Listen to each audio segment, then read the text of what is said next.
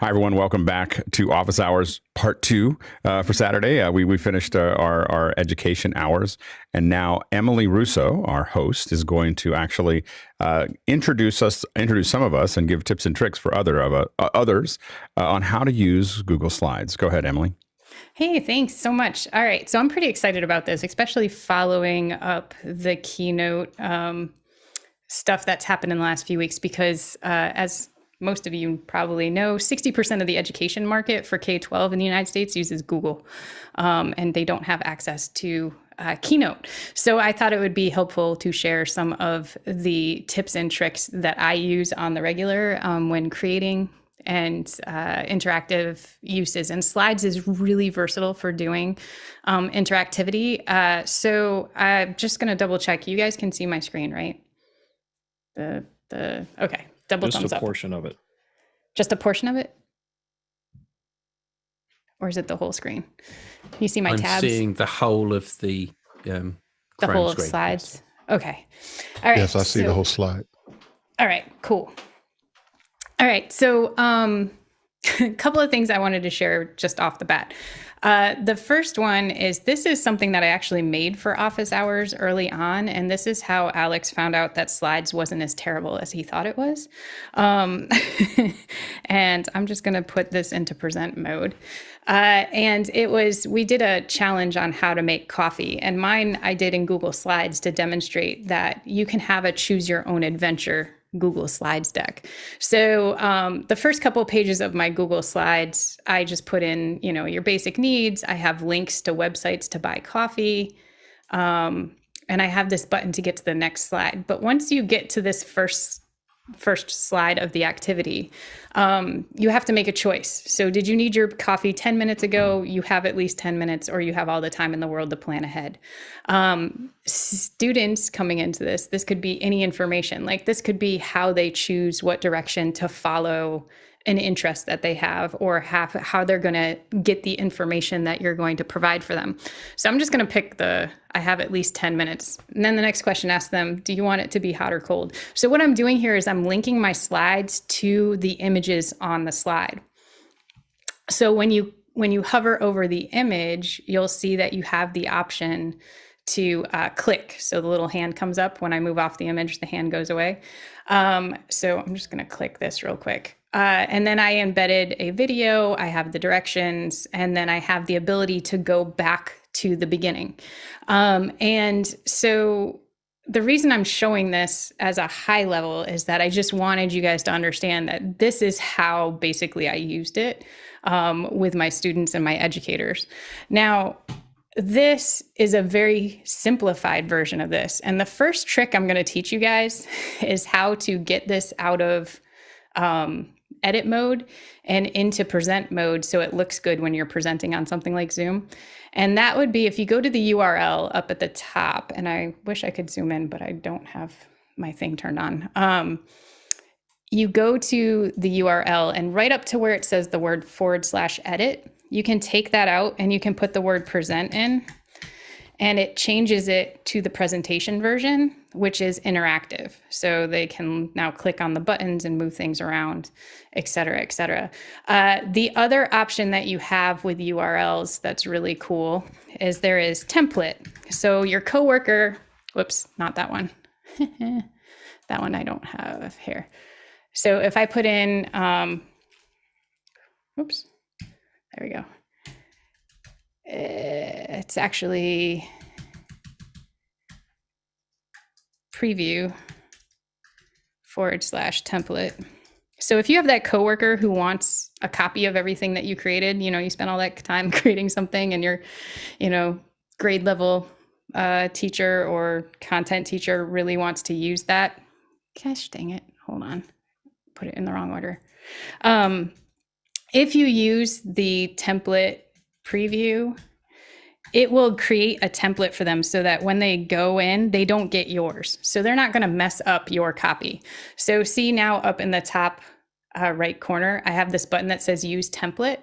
If you click on that, and I can just copy this, paste it over here. If you click on that, you'll get that little you can just look at my coffee tutorial and play around with it. Or you can hit that use template button and it will create a copy in your Google Drive, and you can now alter your version, not touch my version. So it's an easy way to share things. Educators are constantly sharing things. One of the reasons that Google outperformed other tech companies when it came to adoption was this sharing feature. Because in Microsoft, it's really difficult to share from one school district to another school district if one school district has set up parameters around how you get to interact outside. I had one school district that didn't even let parents log in to see student work. Like, there was no way for parents to see what kids had created. The kid would have to print it out or log in themselves to show their parents what they had done.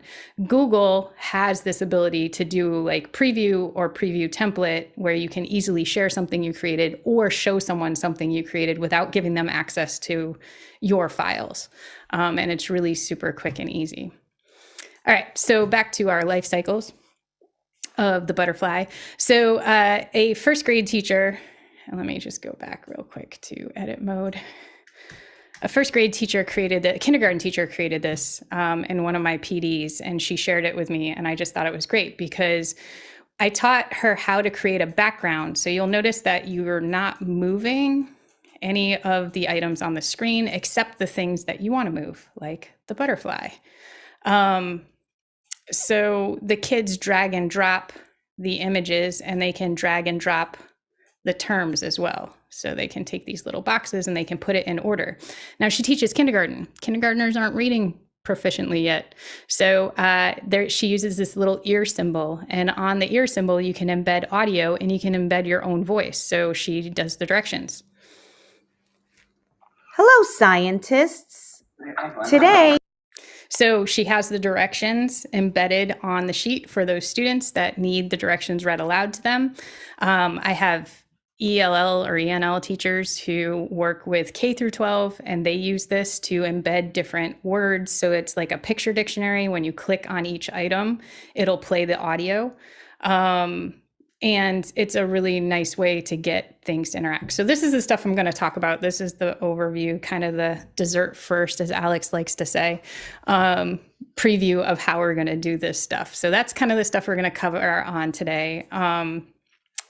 There's one other thing that I wanted to show you. This is Spoken Word Poetry Jam, which is what is known as a hyperdoc. And so Google Slides can be used as hyperdocs.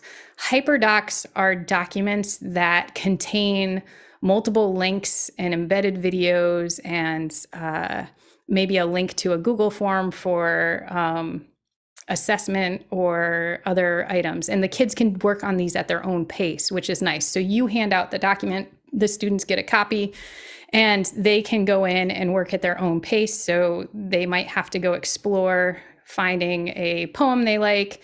Then they have to practice it. You can see that there is audio embedded in here. There's images embedded. There's links to websites. Both of these are really great websites to play around with to make music. Then they have to explain. So you can see that they go from explore to explain to apply. So now here's where the kids have to do the activity. And then they have to share it. So they turn their video into a link and they can watch their classmates through the other link. These are really, really popular. If you go to hyperdocs.co, C-O, not com, there is a section on their website called Teachers Help Teachers. And they have by unit and by topic and by grade level, different hyperdocs already created. And it comes in as that template version. So you get it, you download it, it's in your Google Drive, and then you can alter it. So if you just, you like the way it's laid out, but you really wanted to use a poem at a different grade level, or you needed to use it for a different subject altogether, it's really easy to get a copy of someone else's slides and then alter them to yours. But today I'm going to teach you how to make your own. So let's move on over here. A couple of things that I'm going to mention off the bat. There are 3 sites that I go to get templates because Google's slide templates are very minimal. They only have a handful inside, but there are these great outside places that you can get them. Slides Go probably the one I use the least, but they do have some easy to use, beautiful, visually beautiful content. And one of the things that people can get from these websites is some of these, like the lessons, the notebook lesson, or you'll see it in some of these, they're already hyperlinked for you. So if you wanted to create one of those choose your own adventure or a notebook or whatever, they've already put the hyperlinks in for you, and all you have to do is change the content. So it's minimal entry level to getting some of these interactive uses out of Slides. So Slides Go is the first one. The next one is Slides Carnival. I used to use this one a lot for my presentations and give it to my students. So when you click on these, you'll see they have, like, here's a notebook one. You can look at it and preview it right inside the website, so you can see if it's something you want, and then you have the option to download it. And as it's grown, they now do it for PowerPoint as well as Canva. Slides Go does it for PowerPoint and Google Slides, and then my favorite one is Slides Mania.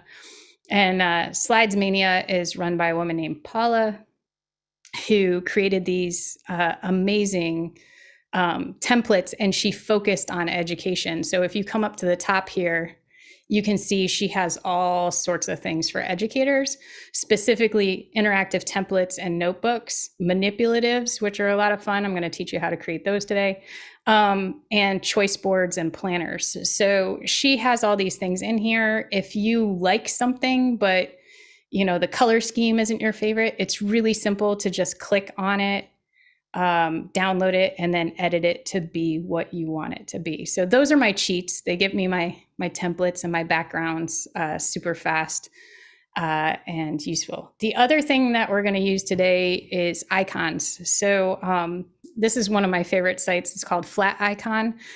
And you can come in and get these really cute icons and use them on your Google Slides. There are hundreds of themes in here. So if you're doing technology, you can type that in and it will come up with icons for technology.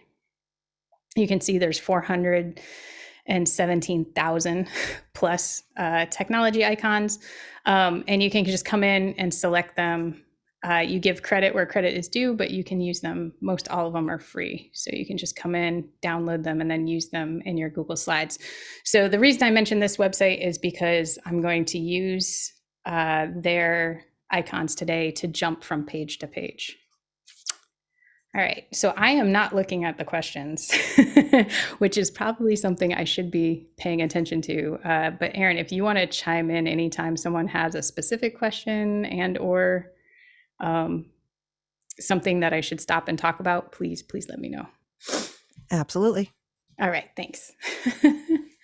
All right, so let's go. Okay, so let's go to Chrome. So if you're a Chrome user and you have a Gmail address, you have access to this. It is free. It's part of the Google Sphere. This is one of my favorite cheats. If you type the word slides.new, it will automatically create a new blank template for you. It also works with docs. So docs.new, slides.new, sheets.new, drawing.new, and forms.new. And anytime you do that, it'll automatically bring it up so that you don't have to go the other way that you would get there. Is you would go to the waffle, go down to your Google Drive or into Google Slides, and then hit new here, and then select the thing. So it just takes a whole bunch of steps out if you use that quick shortcut to get those options. So as I said, the slides that are built into Google Slides, the templates, fairly basic. I think there's maybe 20 of them. And they rarely ever update them because there are so many people out there creating really nice ones, Canva and the 3 that I already mentioned earlier. All right. So Emily, if I could jump in real quick with a question. Sure. Yes, we have please. a question from John Snyder in Reno, Nevada. Are slide templates and decks from Keynote and PowerPoint able to be easily converted to Google Slides? Thinking of tools like slidemodel.com. Well, I don't know slidemodel.com, but I do know that if you take a Keynote and you convert it into a Google Doc, you're going to lose a lot of the features. So it depends on what you put into the Keynote, like Magic Move disappears. Whatever you moved will be on the first slide to the next slide, but there will be no movement, no animation. And then I know that when I transfer them into PowerPoint slides, I always have to go back and double check the links and the way that they're connected because they don't always transfer over. As far as using a third party site, because New York was so strict on who we could use as third parties to transfer files and stuff, I don't know any off the top of my head. I hope that answers the question. Any other ones that fit for this, or? I know you have to read ahead, Erin. The only other question that I think could be in this, just because you're showing the blank template slide, is what from John Snyder in Reno, Nevada, what do Google Slides presenter and notes views look like? Okay, here, let me go to my full screen then. Desktop 1, share. Okay, so let me go back to my coffee tutorial and then I'll come back.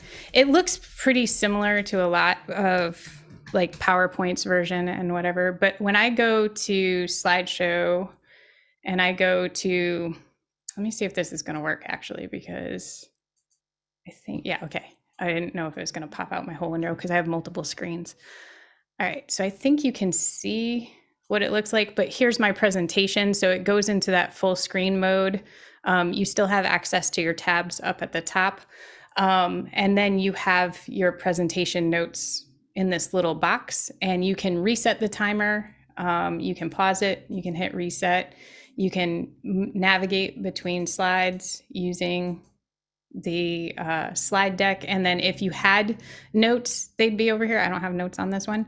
But you also have audience tools. So if you add audience tools, you can see up at the top of my presentation, it added this URL. And if students go to that URL, they can actually type a question and it'll appear over in the audience tools. So as you're presenting, someone can jump in, add a question, it'll pop up there. And then when you're ready to answer it, you can just click on the question and it comes up on its own slide, the question that the student or participant wrote. And if you're at a point where you don't want to be interrupted with questions for whatever reason, there is a switch that you can quickly turn it off and turn it back on. So like while it's off, you won't be accepting any questions. But when it's on, you can get those questions right up in your speaker notes. So you just have to toggle back and forth. It doesn't have the pop out for we've been asking for a pop out for the questions, just so that as an educator, you can read your questions while you're presenting and then leave them on, but also have your speaker notes instead of having to flip back and forth. All right, let me go back to my screen here. All right. Let me turn this off. There we go. All right, so the first thing I think I need to teach you guys is how to edit your theme. So editing your theme allows you to create the background on your slide document. So for instance, that butterfly, life cycles of the butterfly, remember I said you can't move the boxes, right? If I had just created a slide and put boxes on the front of my slide, let me get rid of these text boxes real quick. And let's take some shapes. And if I just did these little boxes all over my screen, and I'll make them a bright color. When my student comes in to use it, or whoever's using the interactive, when they click on the screen, they're going to move the boxes by accident. If you're working with really young kids, this is a pain, but even the high school kids, it was a pain because they would move stuff or they'd accidentally delete the box and they'd be like, well, I only had 3 boxes, so I didn't fill out the 4th box or whatever. And they'd get, they'd be kids. So what I'm going to show you here is if you create the layout that you want. So let me just quickly make these line up. Also, you'll notice that Google Slides does provide the guidelines. So as you move your shapes around, you can line things up and make things orderly. You can change your background and you can search anything pretty much on Google. So I'm just going to go with clouds just to give it a background. Yeah, that one. And hit insert. All right. Of course it's too large. Hold on 2 seconds. There we go. All right, so let's say this was the worksheet that I want my students to, they're going to sort something. I don't know what they're going to sort yet because this isn't the one that I was going to necessarily demonstrate for you guys. But so I'm making my background, the sorting background out the way that I want it to be right off the bat. So now I've made it exactly what I want it to look like. So there's these 3 containers, and just to make it easier, I'm going to make them different colors. There we go. All right, so we have 3 containers and the kids are going to sort stuff into the 3 containers. Don't know what that is yet, but here we go. So what I'm going to do is I'm going to go to File and I'm going to download a copy of this slide as a PNG file. So you'll see under File, you go to Download, go to PNG, and it saves it as a PNG to your computer. Now I'm going to delete this slide. And I'm going to add a new slide. So new blank slide. I am going to go to slides and I'm going to edit the theme. So this is making whatever you put in the background immovable. So the students won't be able to delete it or change it or whatever. So we're going to come in here and we're going to select a slide. These are all of the slides that automatically are created. You have the choice to delete them, or you can just leave them and keep adding new ones. So I'm going to take the blank and I'm going to rename it sorting file and hit OK. Now I'm going to take that image I just created and I'm going to drop it on the slide. And I am going to make it fit to the slide. And then I'm going to go back out to my regular slides. So now we're like, well, where'd it go? Well, you have to select your layout. So we're going to go into the layout and you're going to see now I have this one called sorting file. So I can click that. Now that that's my slide, I can't move those boxes. I would have to go back into editing the theme and then change that layout. So now what I can do is I can put things on the screen. So I said before I had some flat icons, animal icons. So let's say we were doing something about predators and apex predators. The kids always like that. I'm going to pull all these guys in real quick, and then I'm going to resize them. So we're going to make them small. Oops. Apparently I did not keep the aspect ratio. There we go. All right. So now I have my animals, and the kids could resize them to fit them, but they could take them and put them into the sorting boxes, right? So here we have icons. This is interactive, basic interactive. You're putting something on the board and the kids are sorting it or doing something to it to demonstrate that they understand the concept. So these guys, let's just take them for a second. I select them all. There we go. So I've selected all of them. This is my favorite tool that teachers don't know about. There is something that is called distribute. And you can hit distribute and it will push everything out of the way. So when you have a big pile of icons like I have here at the bottom of the screen, you can right click and hit distribute, and you can do it horizontally or vertically. And it just kind of spreads them out. So it's easier to grab and move those things off of the screen or around the screen.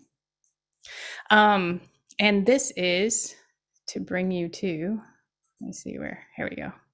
My creator background one. Something like this. So this is something we used with the younger kids to learn how to spell, right? They do word families. So word families are things like AT words. Now, something you should notice is that when I took the A, there was more A's there. But when I took the T, there weren't any more T's. So what I did is these letters here, A, B, C, and D, I've already duplicated.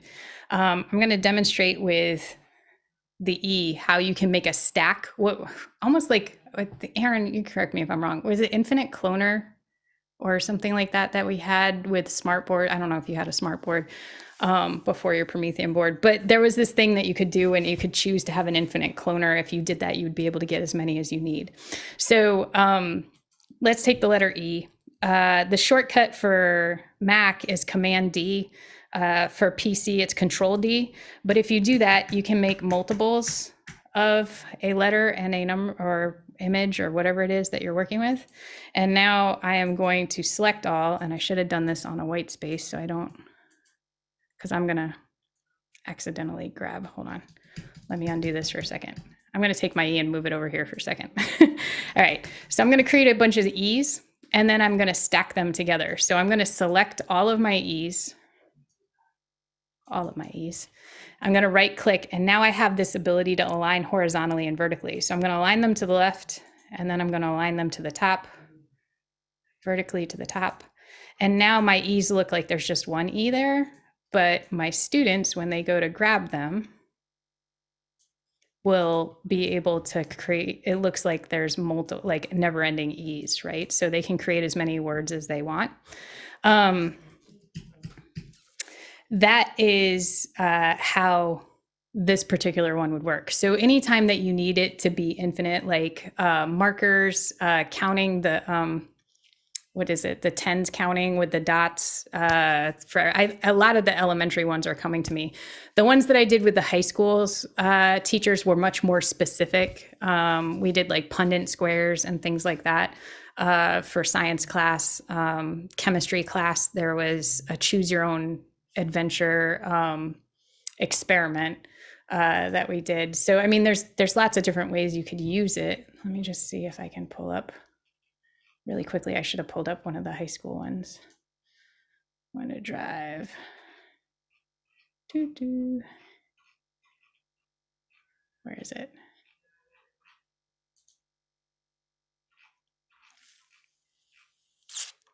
If I can't get to it fast, then, oh, there it is, chemistry.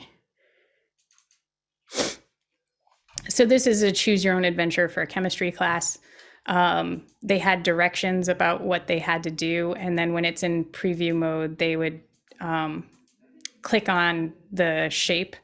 And when they got that, they'd get their assignment. So each shape is assigned to a different slide that had a different assignment on the slide. But that's just a higher level one. All right, let me go back to the create a background.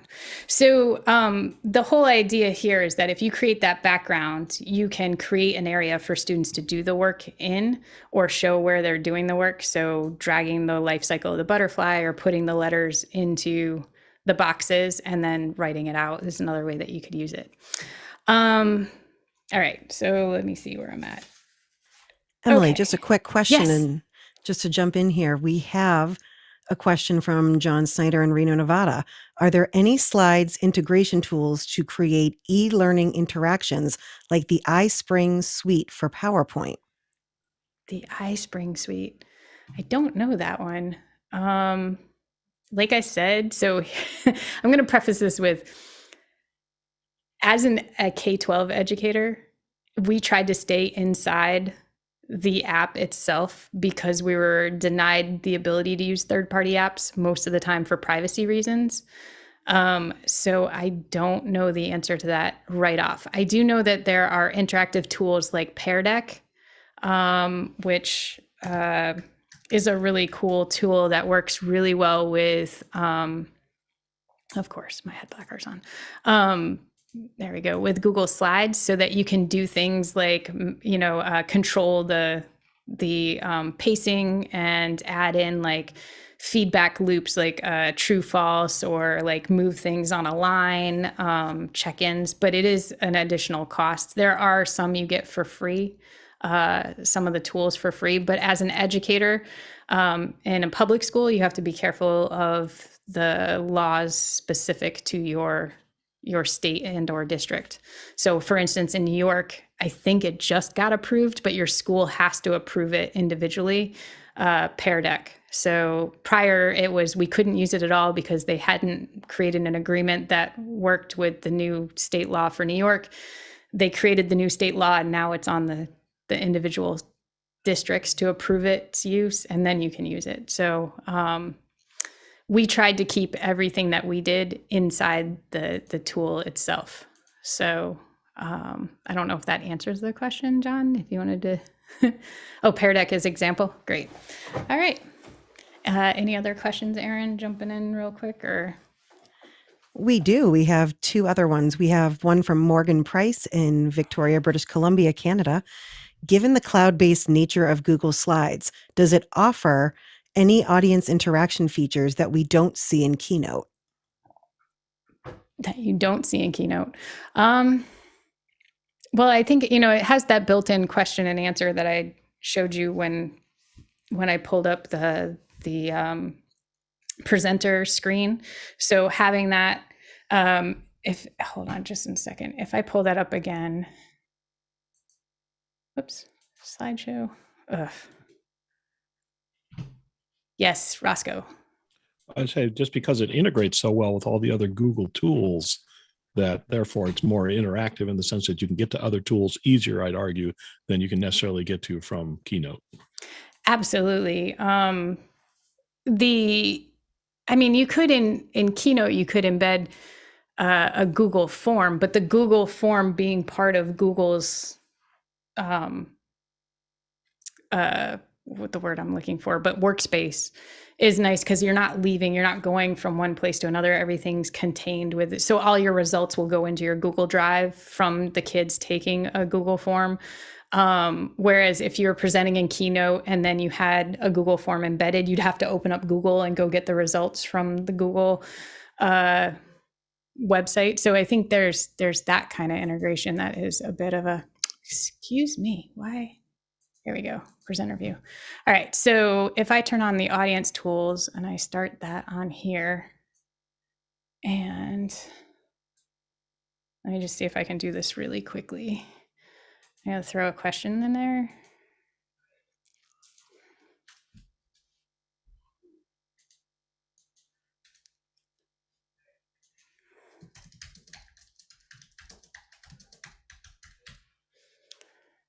Submit.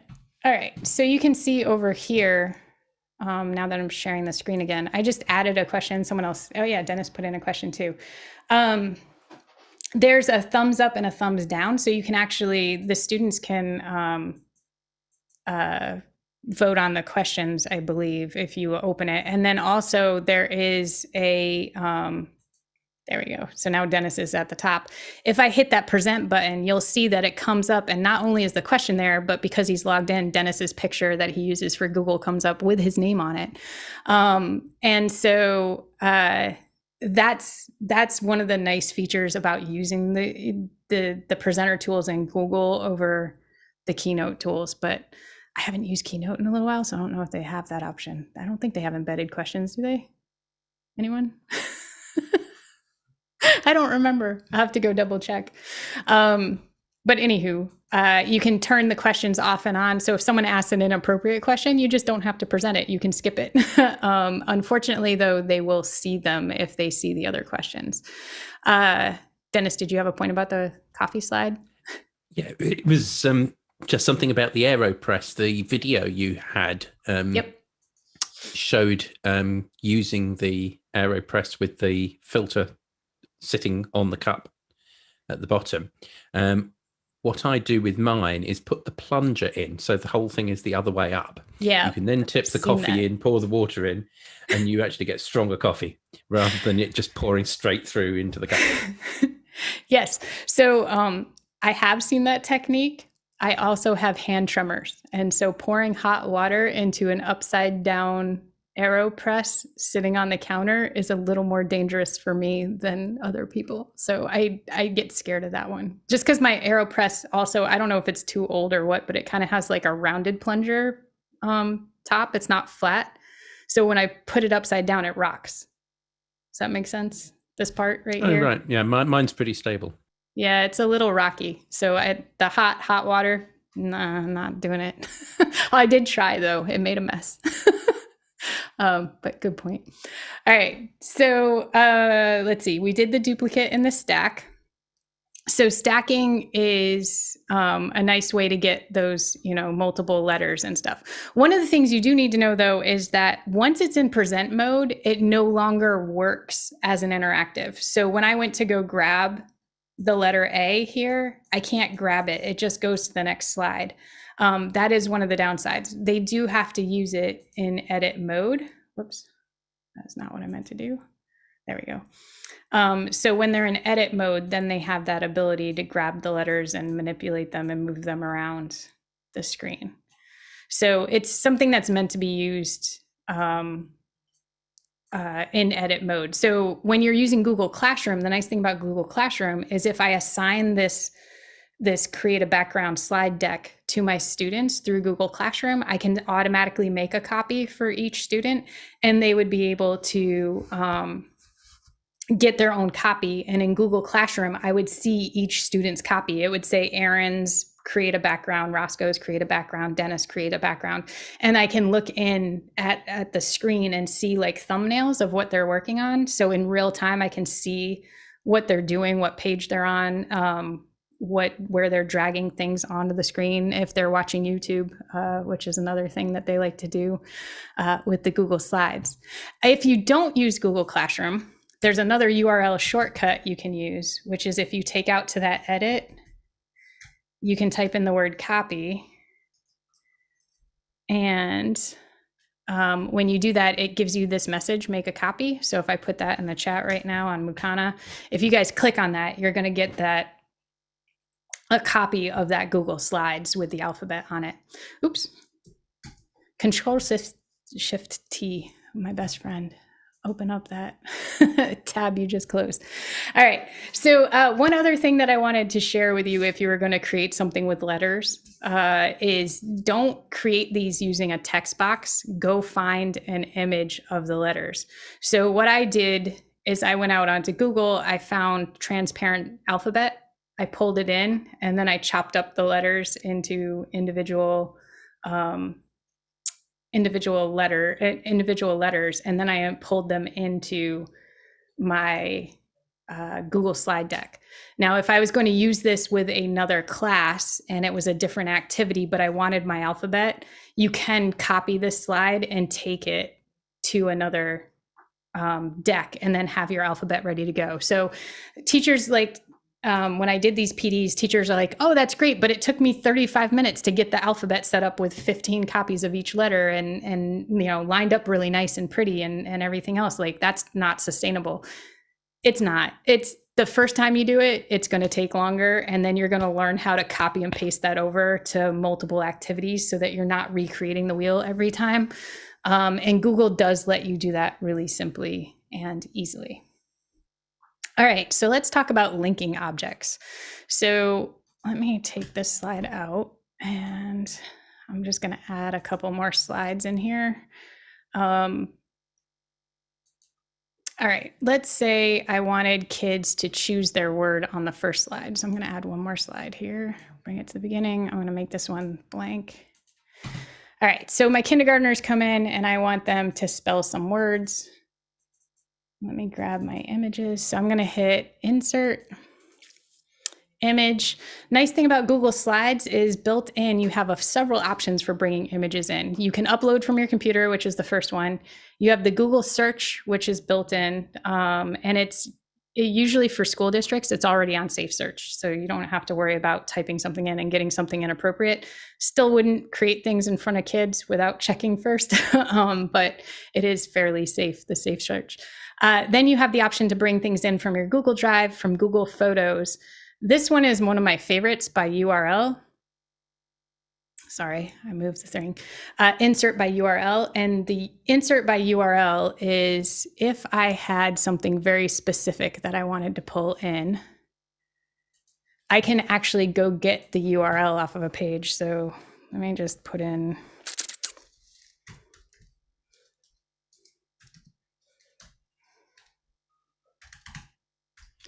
I was doing a project for a client the other day, so let's do a TD dance. And I go to images, and this is completely illegal. So, but in the classroom.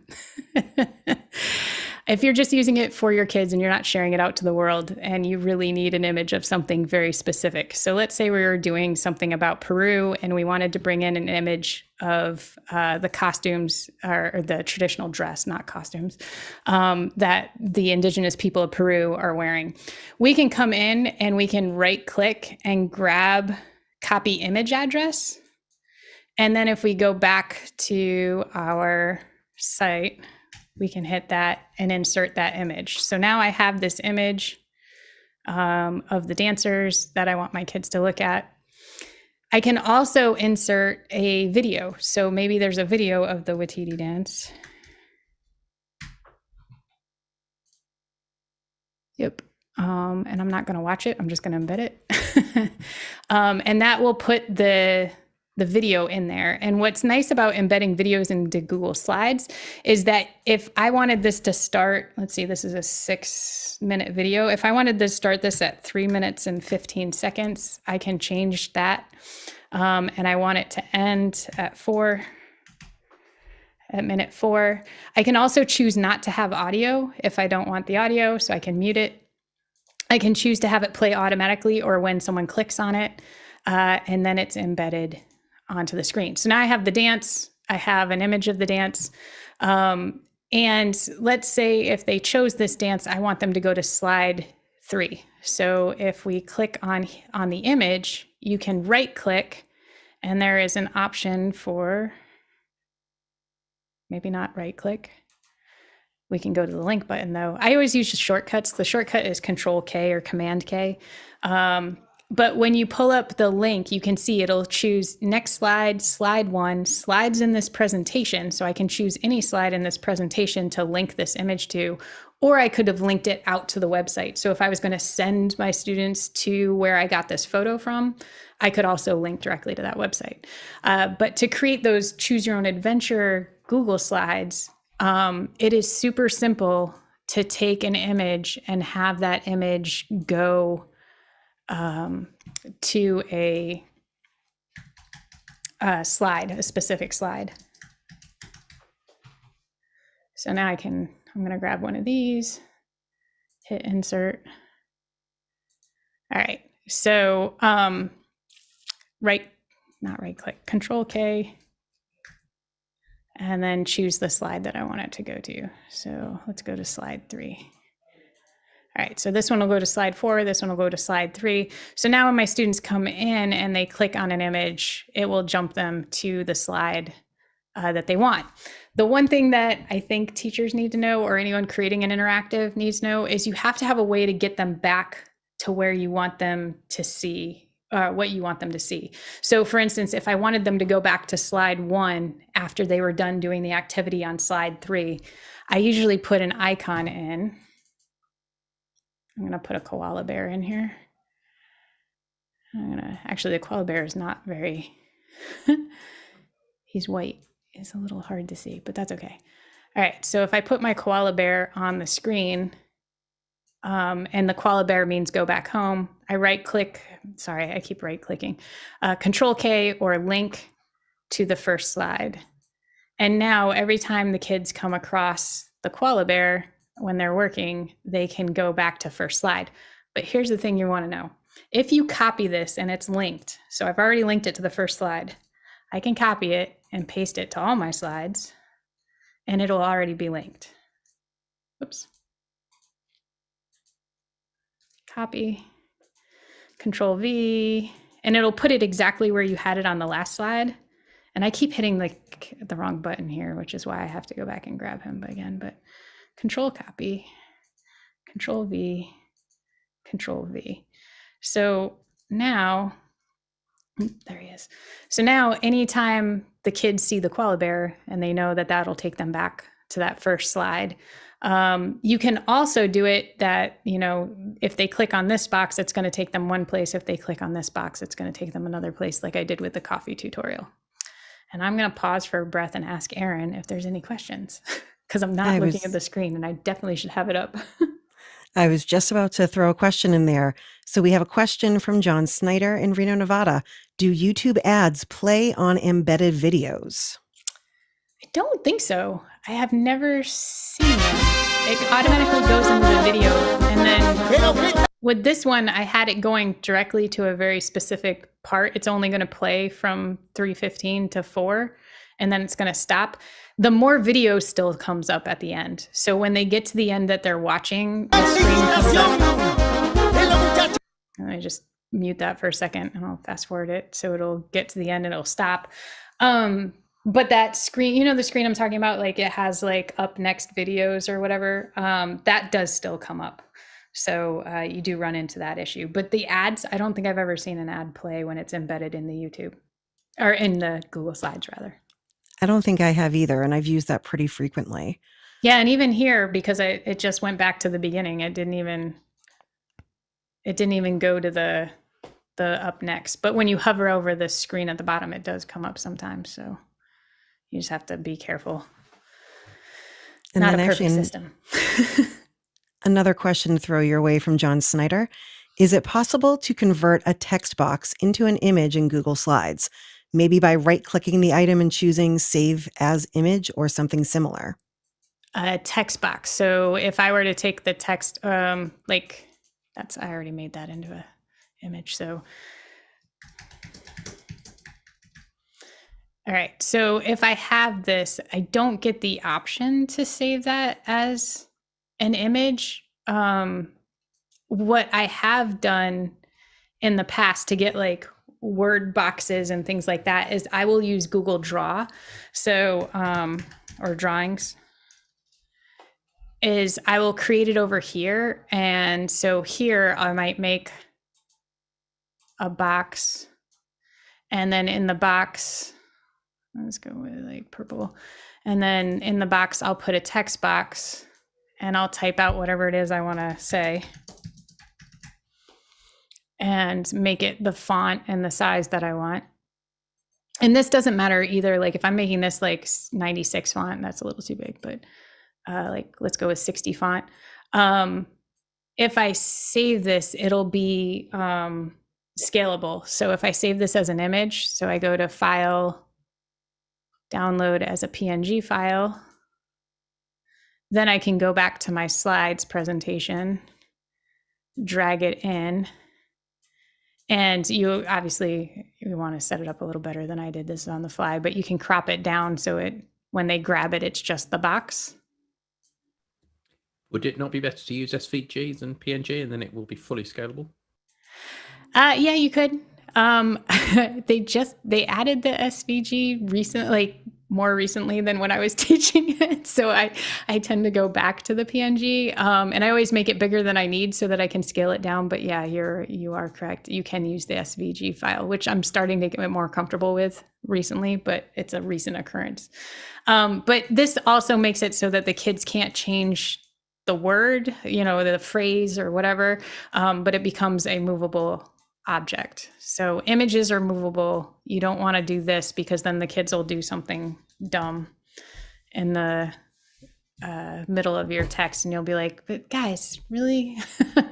So if you want to, proof it so that it's not going to get messed up, I use images over text boxes whenever possible. But that brings up another good point, which is if we were going to do a blank layout on this screen and we wanted to have a question at the top and a box for the students to put their answer in, like type their answer into, you can do that. So you go back into the theme and I'm going to create a new one.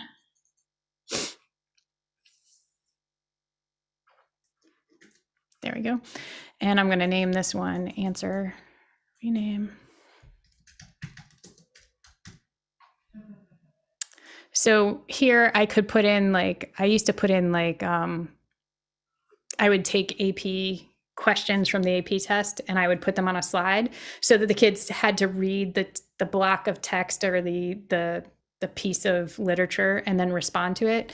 And so I would put in a text box holder. One thing I will say is there are multiple choices here. You can see there's a title, subtitle, body. it defaults to a certain size text, but you can change it to what you want it to be. So if you don't want to read something in Happy Monkey or chalkboard drawing or whatever the other ugly fonts are, kids love to go into something like this, and then you have to read like a whole paragraph of that, and you're like, no, thank you. If you set it in here, it will default to that. So if I want it to be Comforta and be 12 font, I can do that. The one thing they haven't fixed, and I've been asking for, so like that whole thing earlier about giving feedback, is they haven't made it so that you can edit this text. So where it says click to edit theme title style, when it shows up for the students, it says click to type here. I would really like to be able to personalize what it says, but it doesn't let you do that yet. So if I do that, so let me click here, and then I'm going to put a shape behind it. So I want the students to write their answer here, and I'm going to make it light blue. I'm going to send it to the back, and then the text box is over the top. And then over here, I can put in a text box.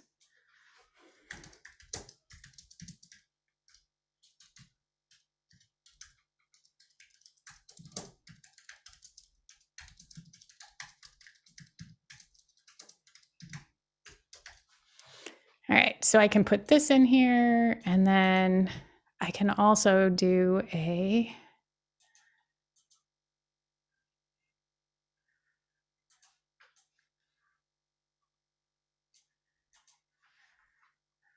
text box.